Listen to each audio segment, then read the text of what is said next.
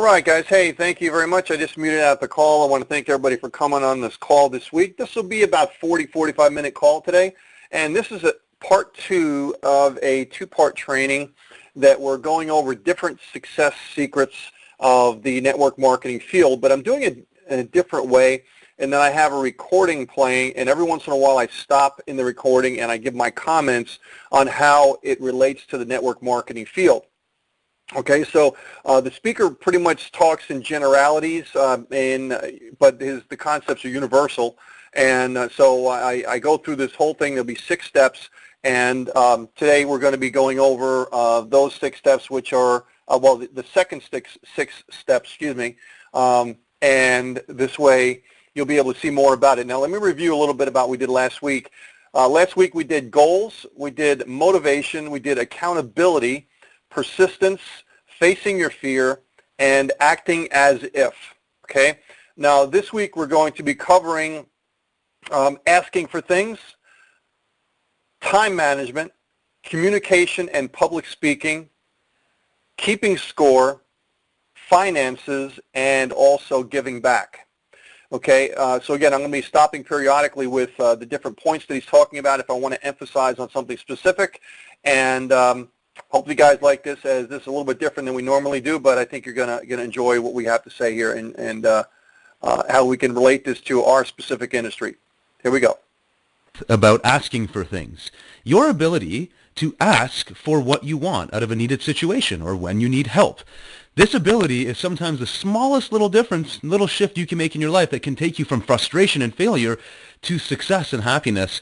And it's usually ourselves that hold our own personality back in this situation. If you are unable to ask for help, if you're too prideful or too nervous or just haven't got good at the art of asking, now is your time to change that, because the most successful people in the world have literally learned the art of asking, and they often get help beyond what the average person gets because they ask for it. All right, let me stop this for a second, guys. How many times or how many people on the line here feel, and because I know I do, and I've pretty much experienced everything you guys are experiencing, is that because of the internet, because of communication, because of all the connecting tools, you almost feel even more independent than normal instead of being connected. Because you have 5,000 Facebook friends doesn't mean you have 5,000 friends, right? Because you have the texting in front of you, the smartphone in front of you, you have the computer, you have everything, but you're really a solopreneur. You're independent, and you don't have that office connection like you do if you're going into an office. You're shaking hands, you're actually rubbing shoulders with people, and you're getting that energy amongst other people. And many times you feel like you're alone, like you're an island amongst a big ocean, and really eventually things start feeling like, wow, this is only me, it's only happening to me, I'm only one having this problem, because you're not connecting with other people.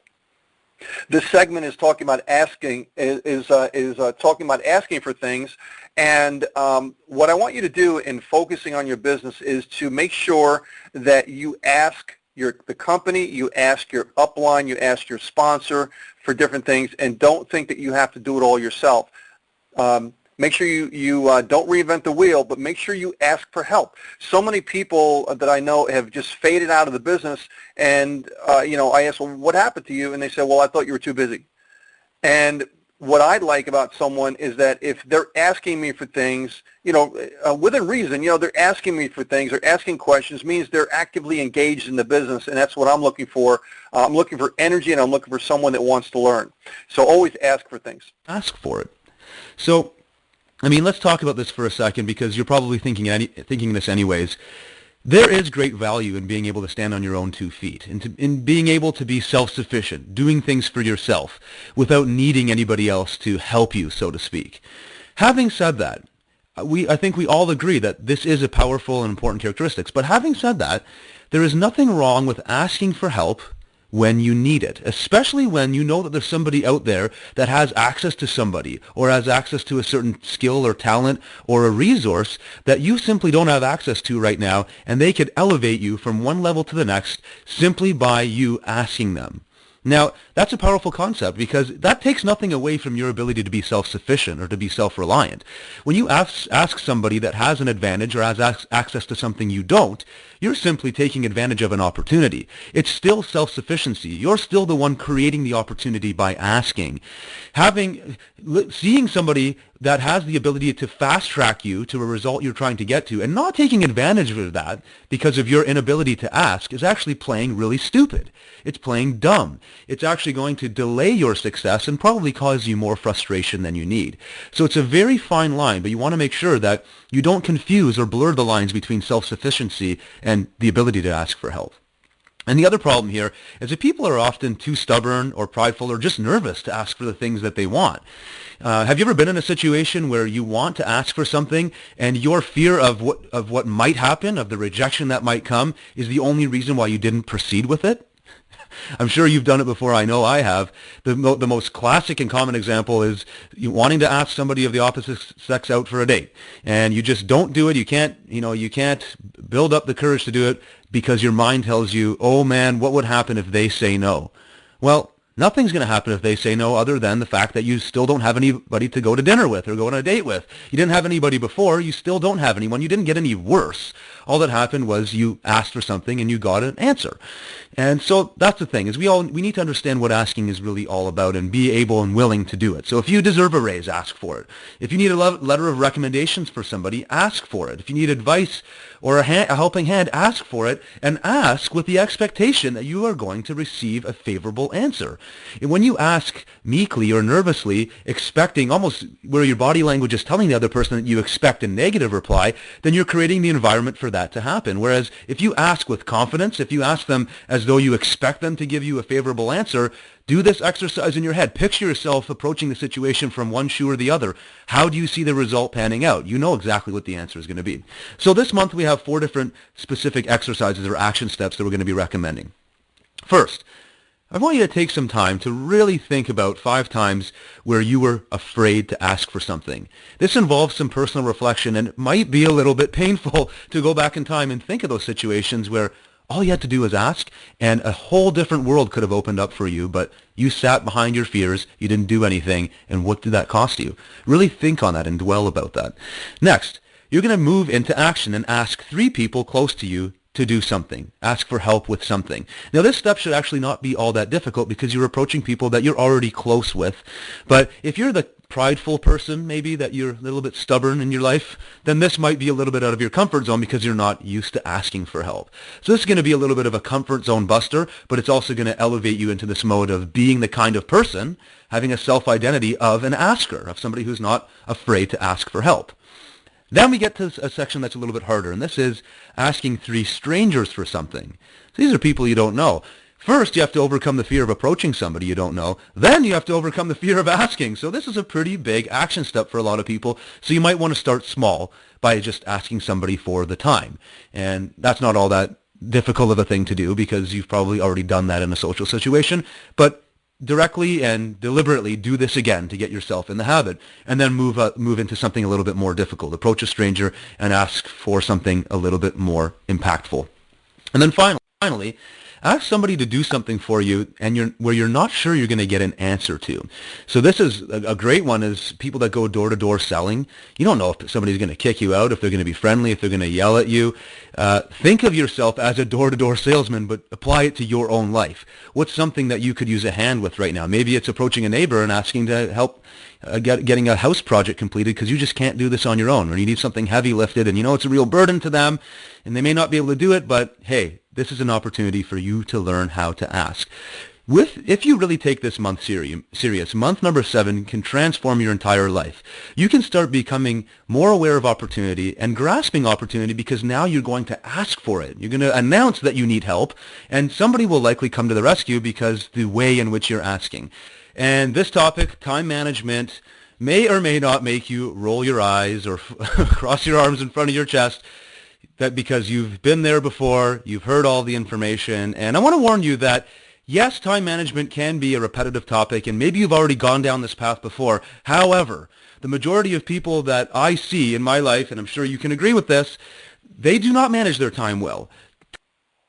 All right, so the next phase here is time management. Okay, time management is critical. It is so crucial, even ever more so than before, with all the time suckers that we have out there. Think about your day, okay? What I challenge you to do is think about your day, and every time you're doing something, make a log of all the different things you're doing and how much time you're spending on doing them. And when you say at the end of the day, wow, how did the day go by? I never got anything done, right? How many people have said that, right? Nothing got done today. The whole day flew by. Look at your log and see what you're doing during the day. Are you doing unproductive tasks during the day, right? So you have to do something that I call the $500 mindset, okay? The $500 per hour mindset. $500 an hour is about $1 million a year, okay? If you amortize it out by 2,000 hours of work, okay? And you have to ultimately think about what you want to make in your business on an annual basis. You divide that by 2,000, and that's what you would have to be making for that hour. Okay, so let's just say that you think that you want to make $100 an hour. Okay, so now anything that you're doing during the day, you have to ask yourself, would I pay somebody $100 an hour to do this? And if the answer is no, what are you doing it for? Okay, you should not be doing that. You should be hiring someone else to do it or outsourcing someone else to do it that can do it for under $10 an hour. Think about that. That's a very, very hard topic for people to contemplate because most of the time as entrepreneurs we want to do everything ourselves, right? We got to answer all of our emails, we got to do all our social media, on and on and on. When you can hire somebody for $5 or $10 an hour to do it, and if you're supposed to be making $100, $150, $200, $250 an hour in your business, and I want to make $200, $300, $400,000 an hour, what are you doing $5 an hour work for? And that's why at the end of the year, you look at your 1099 or however you make money and say, wow, I only made $50,000 this year or 25 or 60. What happened to my 250? Well, that's exactly what happened because you're not valuing your time according to what your time is worth. So you have to look at all the tasks that you do, and you should only be doing critical tasks that are necessary, that are going to be making you that $500 an hour or that $100 an hour, whatever you come up with. And everything else you should be delegating to other people, such as an assistant of some sort. And I tell people all the time, you really, for years, and 99.9% of the people don't take me up on it because they get penny cheap. Okay, and they just don't do it. I have a site that I'll give you the exact company that I use for my assistants, and I have 4 of them. Okay, and it's if you go to bootcampwebinar.com/123, bootcampwebinar.com/123, you can interview them. It's a big company, 300, 400 people. And you tell them what you're looking for, you interview them, you can try them out for a few hours a week to see how it goes, you don't have to do full time, and it comes out to well under $10 an hour for the person.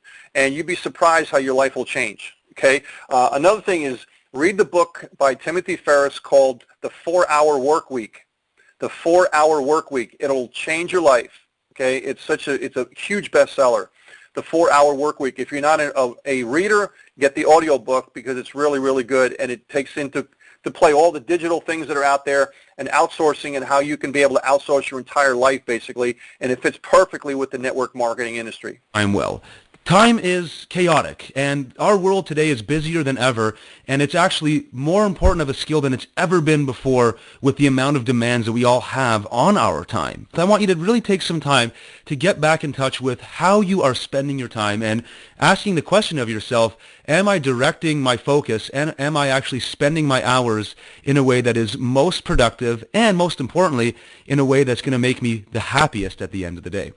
So we all know that time management is a vital key to success, and that all successful people get the most out of their time. They don't have any more time than you or I, but the most successful people simply maximize those hours, and they do it very deliberately. In fact, the people that are really experts or the highest achievers in their field are always working on improving their time management skills. They, in fact, many of them build teams of people that can help them systemize what they do so that they're spending their time focused on the critical, most important tasks, and anything else that's not relevant to what's important to them is being delegated, is being outsourced, is being managed.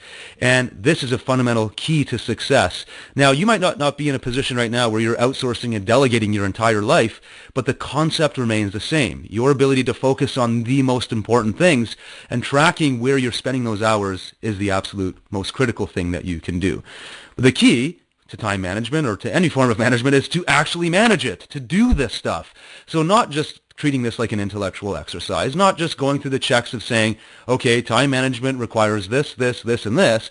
We're actually going to take advantage of the tools and processes and the methodologies that are available. You will become a very, very effective time manager, and you're actually going to become the kind of person that will not allow other people to waste your time, nor will you allow your bad habits to cut back into your productive working hours. And there's going to be a ton of different ways you can do this. But I want to dive right into our action steps for this month because these are very important, and we're going to go through all 4 right now. So the first one is to really take some time to think about your biggest time wasters. And in fact, you might want to spend the entire first week making notes as you go, catching yourself wasting time. It could be that you check your email too often, or you respond to text messages in an instant instead of waiting to see what it's saying later. It might be that you're on Facebook or social networks or things that are not really all that important online too often. Or you're wasting time with needless conversation with people just for entertainment purposes when really a 5-minute conversation would have been fine. You're turning it into a half an hour debate that you really don't need to be investing your time into. These time wasters will be all over the map for you. What you really want to do is become consciously aware of each and every one of them and start taking track of how they are impacting you. Next, you want to go to identify your top 3 time wasters and really make an effort in this second week to avoid these at all costs. Now, if let's say as an example, Facebook or email, things like that are one of your biggest time wasters, you can actually buy software or download programs that literally prevent you from indulging in this habit because it's going to be a pretty hard habit to break, especially if you're the kind of person that revisits Facebook a dozen times an hour. That's an automatic response that you've literally conditioned into your mindset, into your behavior. And so without even thinking, you might go back to Facebook, not realizing that you're wasting time again. So you can actually interrupt that pattern with technology so that you don't even have to worry or think about stopping these things. So you might want to consider doing something like that. Next, you want to check out your goals list from month 1 and look at any potential time traps there, because you remember you're working on a long-term vision here, and those goals are the stepping stones to that long-term vision. Now, if those goals are being hindered by your negative habits in a poor time management situation, then you want to make sure you address those situations. When you come at this angle here, this third point, when you start looking at how your goals are being delayed, maybe you had a goal that was due in March, and now you're into almost the end of April, and you still haven't done the majority of action items for that goal to become complete. Well, now you know that time wasters are definitely starting to impact you. Now your long-term vision is being pushed out by a month or 2 months or 6 months or even worse, multiple years. You don't want to wait until your vision is delayed an entire decade before you catch this thing. Time management starts right now, and that's what you're going to be doing here. So the final step is making this become a reality and become ultimately a habit for you. So using a calendar, either a physical one or an online one or even with your phone, piece of paper, whatever, plan your next few weeks as best as you can and do everything in your power to make sure that you manage your time effectively. So if it's using that software, blockers that I talked about earlier, so you cannot visit your email or Facebook outside of a certain time of day, do it. If it means going back to your accountability partner that we talked about in an earlier month and having them hold you accountable for spending your time effectively and maybe giving them a time log of how you've done and managed your time this month, do it. But hold yourself accountable so that time management is no longer something you think about. It's just something that you do and you habituate, and then it becomes part of your overall habitual process and your behavior. Now you can worry really about spending the time on focusing where your efforts need to be spent for your success. And just one last thing. How many times on Facebook do you get these instant message posts that say, hi, hello, hey, honey, or anything like that, right? Just short and sweet. You know that, and then you say hello, and then they come in, oh, I just want to chat, right?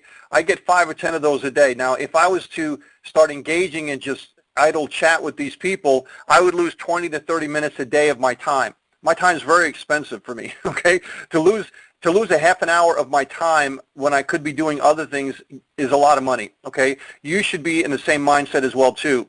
So I can almost tell which one of these people are like that, and I try not to engage with these people, but be polite, okay? So that's another thing you have to consider.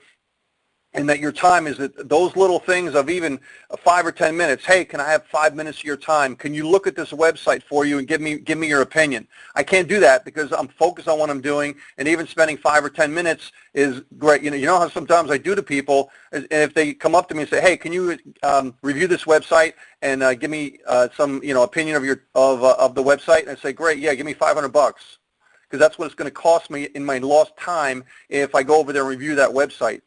Right? So you have to have that kind of mindset when you're talking to people, because you only get one chance to go around with your time, and you got to treat it like gold. And here we're going to be talking about communication and public speaking, and you might be thinking, well, I didn't sign up for this to become a public speaker. I don't need to get up in front of people and share my ideas. But I know something about you. You're a high achiever. You're trying to build more success into your life. You're trying to get to a higher level.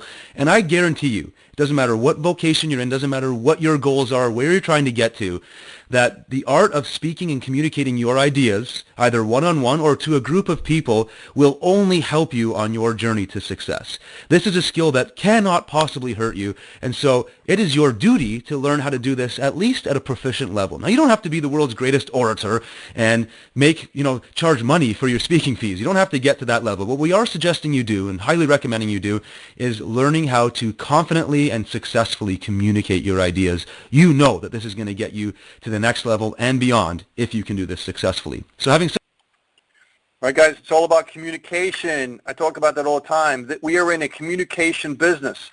Like I said, you don't have to be an orator that's going to be talking in front of thousands or hundreds of people. You learn how to communicate one person at a time directly.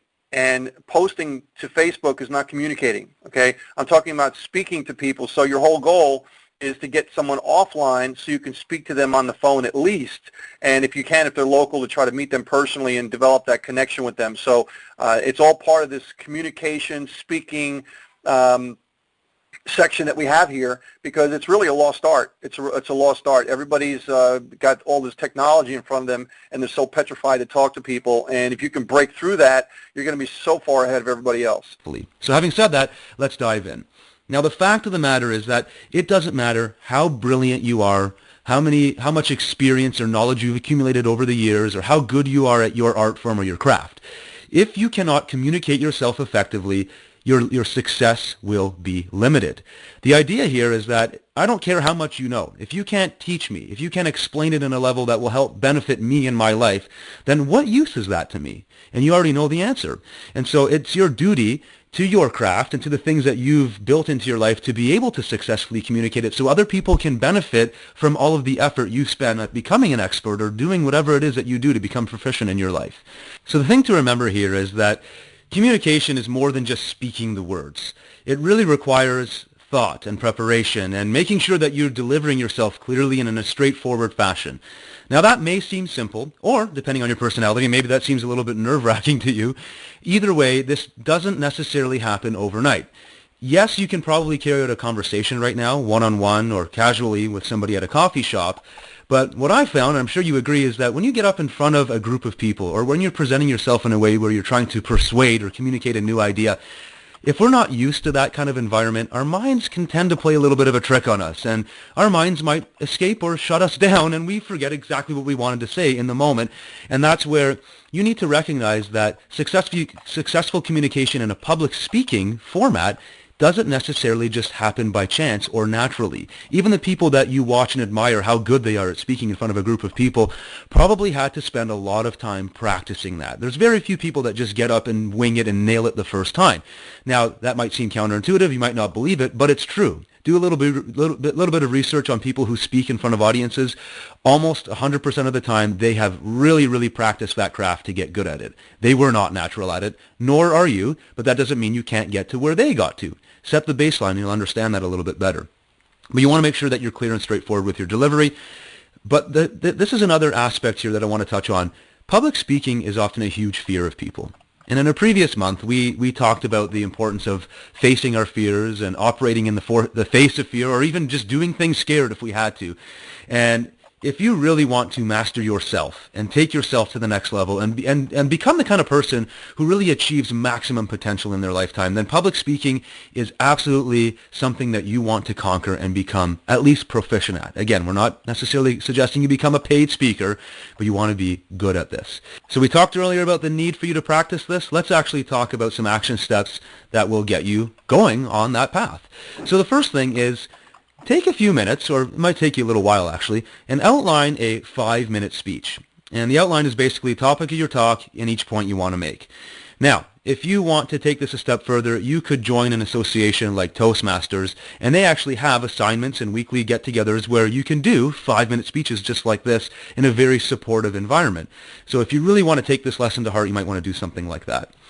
Then, using the outline, write the full speech. Now, what's cool about this is when you write it, it allows you to form your thoughts slowly and to really think about the message that you want to communicate in a safe, friendly environment. There's nobody listening to you. You can let your thoughts flow a little bit. You could even use mind mapping or brainstorming to really make sure you get in touch with the most important ideas that you feel good about, and then you can write it into a full speech to a point where you can actually hear yourself speaking it, at least in your mind.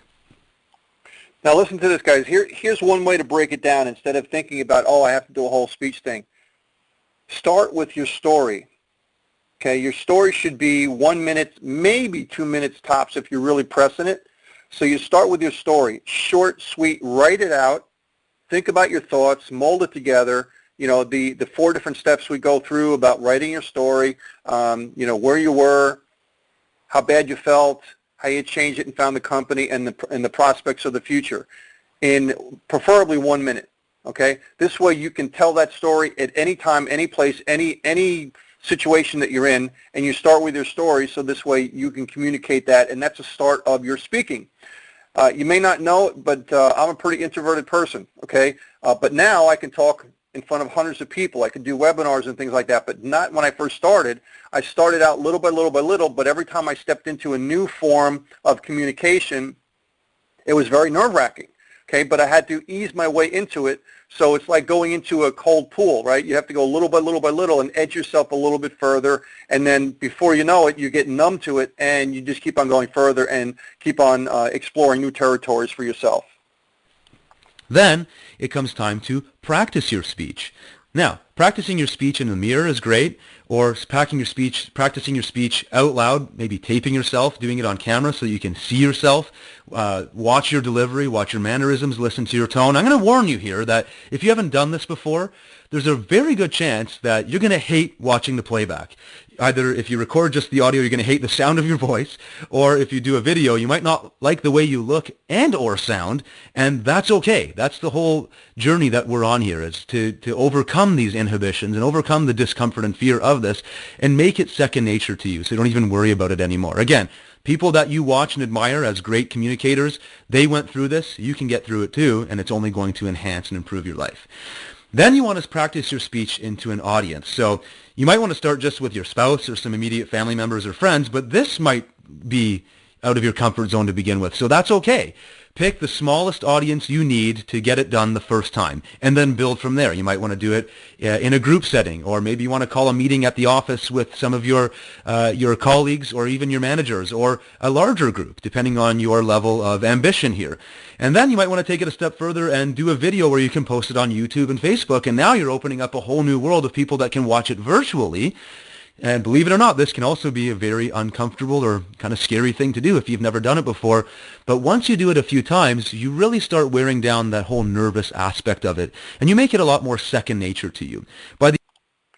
Just like you said, videos, video blog, Facebook Live, things like that. Those are ways that you can break into getting yourself out there, exposing yourself to the world, and starting to learn how to communicate and do speaking in front of other people one at a time through Facebook Live is a big thing right now. I use it all the time. But if you can't do the live, then do recorded, okay? Post them up on YouTube or Vimeo or something like that, and then repost them on social media. There's all sorts of ways that you can break into this area, And again, don't take it literally like you have to go and speak into groups of people, but use the concept that he's talking about.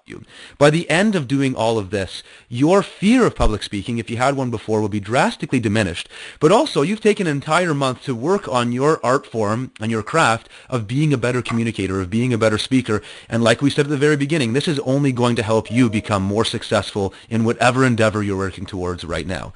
The cycle of success, okay? Small wins lead to big wins, okay?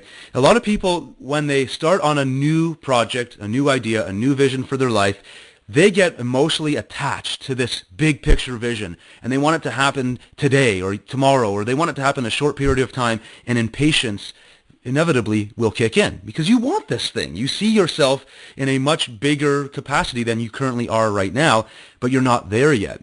And if you're not careful, this can actually cause a lot of negative emotion or negative mindset in your life. Now, if we strive for these big wins and forget that along the way, as we set goals and as we take actions to move towards this bigger vision, that we're actually growing and evolving and making strides as a person. We're doing things that we had never done before, but they're still small in comparison to this big thing that we're shooting for. If we forget these small victories along the way, if we forget to actually celebrate them as successes, that can actually turn into a very poisonous mental state because we're delaying our gratification. We're forgetting to congratulate ourselves and be proud of ourselves for all of the hard work we're doing along the way. This can kill your motivation. This can actually kill the dream and cause you to abandon it altogether. So with this month, we really want to reconnect you with the fact that you're doing this course in general, you're going through this 12-month process is enough in itself for you to be happy and proud of yourself. The fact that you're going through month by month and making positive change in your life and taking your life to a new level as small changes, that is powerful. And each and every day you have something to celebrate because you've done something to improve your life. This is awesome for your motivation, but if you do not do this, if you forget this concept, then what we're talking about here on this page could be your downfall. So we want to turn that around. Now, if you start tracking your small wins, I'm talking about the smallest wins in a day. This could be happening 15, 20, 30 times a day. You hold a door open for somebody. You remember to affectionately say goodbye to your spouse or welcome them when they come home from work instead of being too wrapped up in your work. That's a small win that you can take note of and document. If you start tracking all these things in a single spot, it could be written, it could be a digital copy, but you start seeing this giant quote-unquote success log of all these amazing things you've done. You now have a single repository that you can visit on an ongoing basis that actually boosts your motivation versus what you would likely naturally do, which is look at this big-term vision that you haven't hit yet and start feeling really crappy or negative about yourself. So that's what we want to really incent you to do this month, is to create a place you can visit on an ongoing basis, maybe even daily or multiple times a day, to remind yourself that you are making progress, that you are having substantial wins each and every day, and you should be congratulating yourself for it. It's a huge source of motivation, so we want to do that with some specific action steps.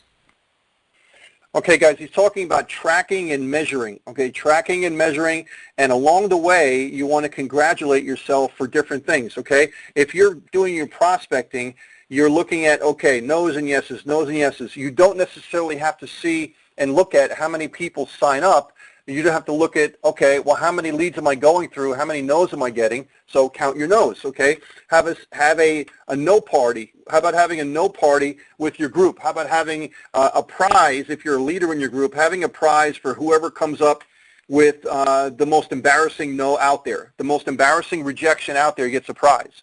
Okay, so you want to be able to celebrate these things that are ultimately indicators of people moving forward in their prospecting career. So you do this and you track everything, and this way you're going to know where you're at, and this way you can know where you want to go. First, we want to suggest that you record all of your big and small wins this week.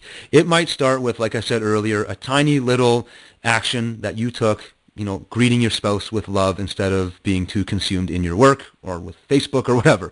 Okay, that is a small win, but it's also big in the grand scheme of things, because if you do that every single day for years and years and years, that fosters a more positive relationship. So start tracking both your big wins and your small wins. You get a big deal in a sales job, great, note that. But you remember, you get up out of bed early to do your workout, that's a small win, maybe even a big win in your book. Track it, write it down. The next week, we're going to do something a little bit bigger.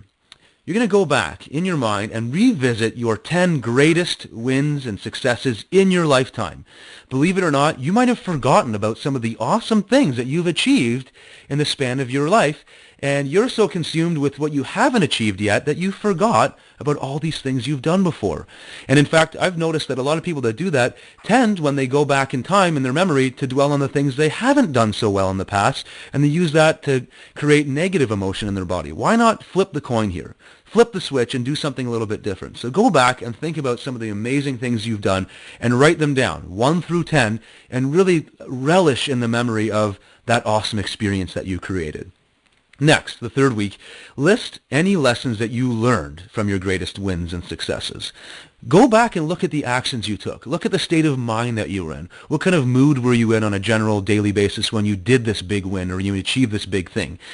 Are you acting or behaving differently today than you were back then? Can you revisit the state of mind that you had back then to maybe repeat that kind of success? This allows you to foster the kind of environment that will let you achieve more of these big wins. And then finally, this is the biggest one really, track and analyze the wins that you've had in the first 10 months of this course. So we hadn't really introduced this until now. So you're going to be doing this moving forward. You're going to be tracking your successes on a daily basis moving forward. But take some time to revisit everything that you've learned and all the things that you've accomplished since starting the Success in a Year program. Have you achieved a major objective? Have you started a new job? Maybe you opened a new business. Maybe you lost some weight or got in better shape. Or you've done things that, had you not started this program, you wouldn't have done. Take time to note those, write them down, write down the experiences you got from that and even what you learned from it, and then you'll have all kinds of motivation to keep doing this moving forward because you will see direct, immediate benefit from dwelling on all of your successes. Finances. And I don't care where you're at in your financial world right now. Maybe you're extremely financially successful or you're really struggling. It never hurts to revisit the concepts, to revisit the principles that you know you should be doing here. And so with this month, we want to take some time to really allow you to focus on this area of your life and look for opportunities for improvement. Okay, guys, this is a really important section, which is all about finances, as you just mentioned.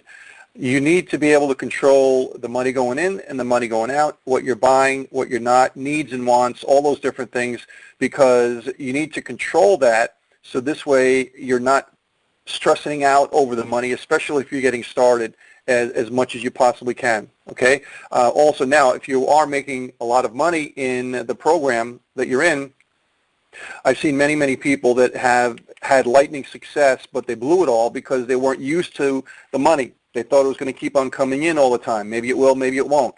Or, you know, they're just not used to that type of thing, and they blow the money, okay? So you have to make sure that you are aware of your finances, aware of how the money's coming in, how the money's going out, and be able to put money away so this way you have assets and is able to control all of that. Never hurts to improve. So, not everybody counts money or getting rich as a really important big goal for their life, but having said all of that, money does matter. I mean, you simply cannot ignore the fact that we live in a society that generally rewards good financial acumen. Even if money isn't your end goal, it's an important building block for most of your other goals. I mean, think about it. Right now, you're working towards some major objectives. You wouldn't have started this program if you weren't. Now ask yourself the question, even if you're not the money type, where money is not really all that important to you, can money help you achieve your goals? If maybe your goal is to help more people, would having an abundance of money let you do more of that or less of that? And so you know what the answer is to this. And even if you don't consider becoming personally a millionaire or personally wealthy a huge priority, having more access to money, having a better control over your financial situation will only benefit you and the things you're trying to build. The problem is that a lot of people would rather hide their head in the sand and not face the financial situation. But the key to anything, to improving any aspect of our lives, whether it's health, fitness, relationships, or money, or anything else, is understanding it, looking at the problem, and developing a plan to deal with it effectively so that you can move your results in the direction that you want to go. So we're going to start by implementing some ideas that will help you with your finances. A few basic steps can really help you diagnose any financial issues. Now, I said at the beginning that you might be financially well off right now, or you might be struggling. So if you're financially well off, Can you improve? And you know the answer is yes. So you want to look at it not necessarily as financial issues, but as room for improvement. If you're on the other end of the scale and you do have financial issues, then a few basic steps that we're going to be talking about here will actually help you address this problem. And you can do it with some very basic tools and concepts. So the first thing, start a spreadsheet and track all of your expenses this week. Now, that seems very, very basic. You've probably heard this lesson before, but let me ask you a very profound question. Have you done it? And if you have done it, have you done it recently? I'm sure your expenses have changed in the last 6 months. So if you haven't done this exercise in the last little while, now's the time to do it again.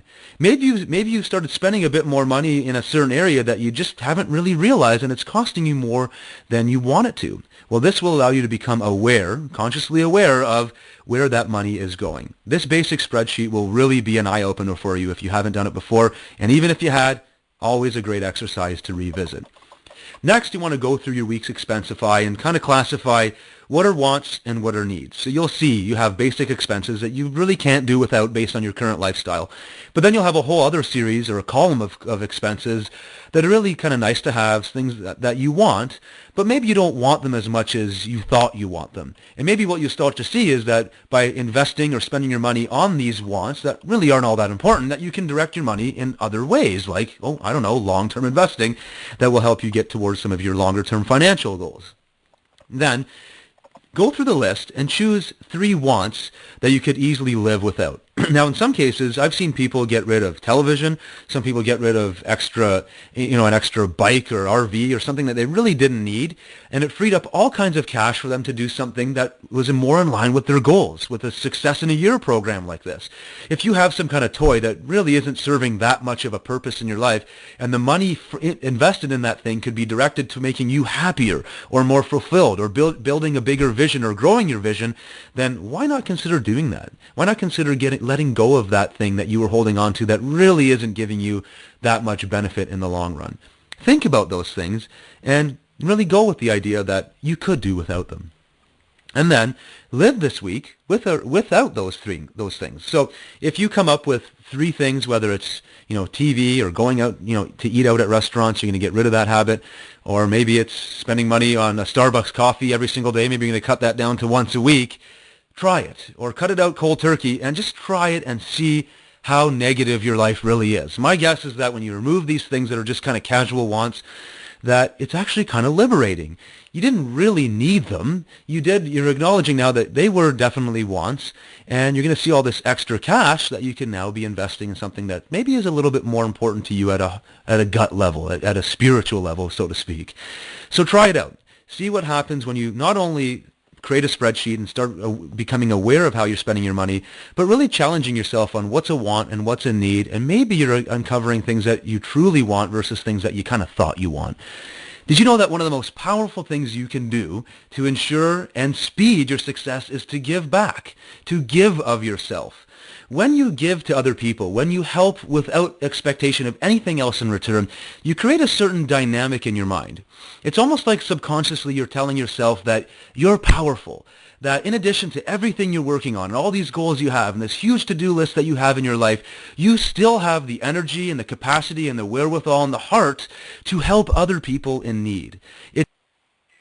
All right, guys, this last section is really important as well, too, and I talk about, something similar to this as far as when you're building your business. I look at it as a moral imperative that I have to talk to people about my business. I have to let them know about this solution that will possibly be better than what they're doing right now. It may help them financially, socially, family-wise, personally, and that I'm going to bust loose if I don't tell them, right? That I'm giving them a gift, and I want to kind of give back the success that I've had, the information that I've had to those people. So this may be talking more about taking some of the funds you're making and giving, but it's also, you can use that mentality in your business that it will take away really the fear of sales, because you're not selling anything to anyone, you're giving them a gift.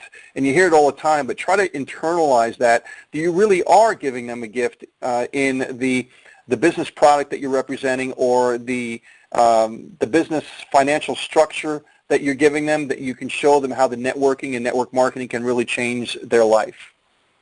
need. It's very, very powerful, and you know, I think right now, if you think back to any time in your life where you've been able to help somebody, that you got a certain reward that you can't necessarily put into words, but there was a feeling created that made you feel good, and you wanted more of that feeling, and maybe you've just forgotten to do more of this. Now, a lot of the time, it might seem counterintuitive.